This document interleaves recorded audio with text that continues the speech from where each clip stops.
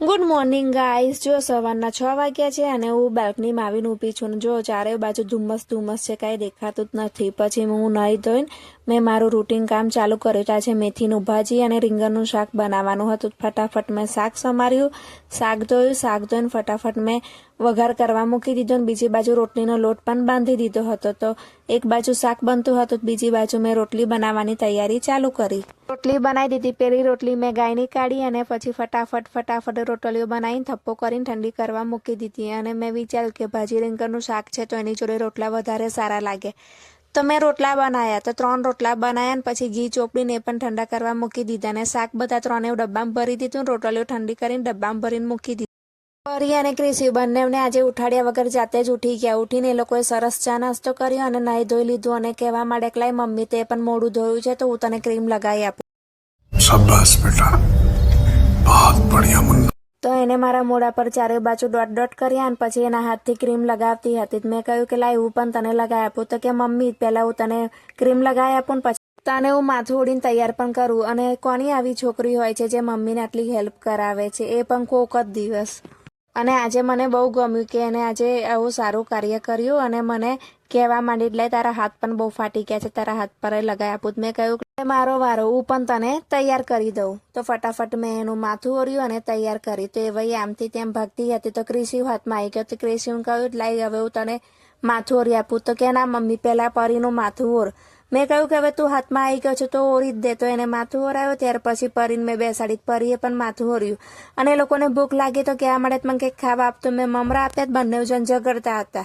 ત્યાં સુધી સ્કૂલે જવાનો સમય થઈ ગયો એટલે અમે લોકો નીકળી ગયા સ્કૂલ તરફ જવા માટે। અને મારે અચાનક એક્ટિવાના પેટ્રોલ પર ધ્યાન પડ્યું કે અરે પેટ્રોલ તો એન્ડિંગ પર આવી ગયું છે, તો અહીંથી ત્યાં સુધી પહોંચશે કે નહીં પહોંચે। મેં ફટાફટ એક્ટિવા સ્પીડમાં જવા દીધું કારણ કે સ્કૂલનો ટાઈમ પણ થઈ ગયો હતો અને ફાટક પણ વચ્ચે બંધ થઈ જતી હતી। ફટાફટ પેટ્રોલ પંપે પહોંચી ગયા અને ફટાફટ પેટ્રોલ ભરાયું। પેટ્રોલ ભરાયું એટલે અમે લોકો નીકળી ગયા પરીની સ્કૂલ તરફ જવા માટે। વચ્ચે અમને ટ્રાફિક પણ બહુ નડતો હતો અને આખરે અમે સ્કૂલે પહોંચી ગયા। સ્કૂલે પહોંચ્યા તો બેલ પડવાની તૈયારી હતી। તો મેં પરીને કહ્યું કે ચાલ હવે હું તને અંદર મૂકવા આવું, તો કે ના મમ્મી હું ફટાફટ મારી જાતે ચાલીને જતી રહીશ। પણ એ તો એટલી બધી શાંતિથી ધીમે ધીમે જાય છે કે અડધી પ્રાર્થના પૂરી થઈ જાય।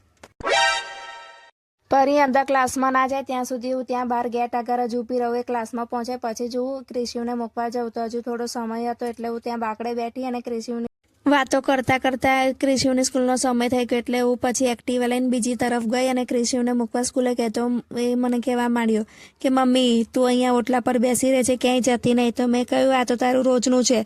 અને આજે એના ટીચર જોઈ ગયા તે પણ બોલતા હતા કે હવે શું છે, હવે તો તાર વરસ પૂરું થવા આવ્યું, હવે એવું ના થાય, જા તું તાર જાતે એકલો અંદર જતો રહે। એના ટીચર બોલ્યા એટલે ફટાફટ ડોટ મૂકીને એના ક્લાસરૂમમાં જતો રહ્યો। પછી હું ઘરે આવી ગઈ અને ક્રિશીમ લેવા જવાનો સમય થયો એટલે ક્રિશીમ લઈને ઘરે આવી। તો ક્રિશી કે મમ્મી હું સીડીથી આવું છું અને તું લિફ્ટમાં આવે તો કોણ પહેલું પહોંચે છે? તો મારા પહેલાં ક્રિશી આવી ગયો અને કહેવા મળે જો આજે અમારે સ્કૂલમાં કંઈક ગિફ્ટ આલી છે। મેં કહ્યું કોકની બર્થડે હતી એટલે આપી છે।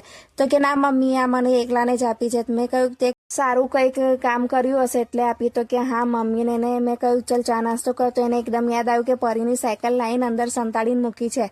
તો કે મમ્મી પરી નથી તો સાયકલ ફેરવું। અરે તું જા રહી। જો એને ખબર પડી તે એની સાયકલ ફેરવી છે તો એ તને મારશે। તો કે ના મમ્મી જેવી હતી એવી ગોઠવી દઈશ। પછી અમારે પરી લેવા જવાનો સમય થઈ ગયો તો હું ક્રિશી આજે થોડા વહેલા પહોંચી ગયા હતા। તો અમે ત્યાં બાકડે બેઠા। તો ક્રિશી કે મમ્મી તું આગળના બાકડે બેસ। પછી કે ના હવે તું ફરી આગળના બાકડે બેસ। એમ કરીને મને છે કે આગળ લાવી દીધી અને હવે મને કે તું બાકડે બેસ એટલે હું અહીંયા માટીમાં રમું। મેં કહ્યું કે જા રમ પણ બહુ ગંદો ના થતો નહીંતર માર પડશે। પરીની સ્કૂલ છૂટી એટલે પરીને લઈને અમે ઘરે આવ્યા। તો પરીએ સીધા એક્ટિવા પરથી કૂદકો માર્યો અને લપસણીમાં ચડી ગઈ અને મને કહેવા માંડી ના હું તો હવે રમીને જઈશ। તો મેં કહ્યું ફટાફટ તું થોડી વારમાં આવે। તો કે હા હમણાં આવું છું કરીને આવી નહીં।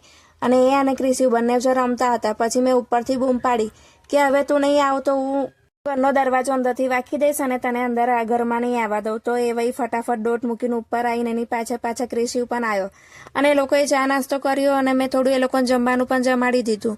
અને એ વહી ફ્રેશ થતી હતી તો કે મમ્મી હું કંઈક લાવી છું। મેં કહ્યું કે મને બતાવી શું લાવી છું? તો કે જો ગુલાબ લાવી છું। તો કે હું મારા માથામાં નાખું? જો તો ગુલાબની દાંડી કેટલી મોટી છે। થોડીક વાર થઈ એટલે ક્રિશી કે મમ્મી મને પેટમાં દુખે છે। મેં કહ્યું લાઈ લીંબુની અંદર ખારો લગાવીને તને ચટાડું। તો કે થોડુંક જ ચાટીશ, તને થોડું ચાટ્યું ને પછી કે ના બહુ ખાટું લાગે છે, મને મટી ગયું એવું કર્યું એને.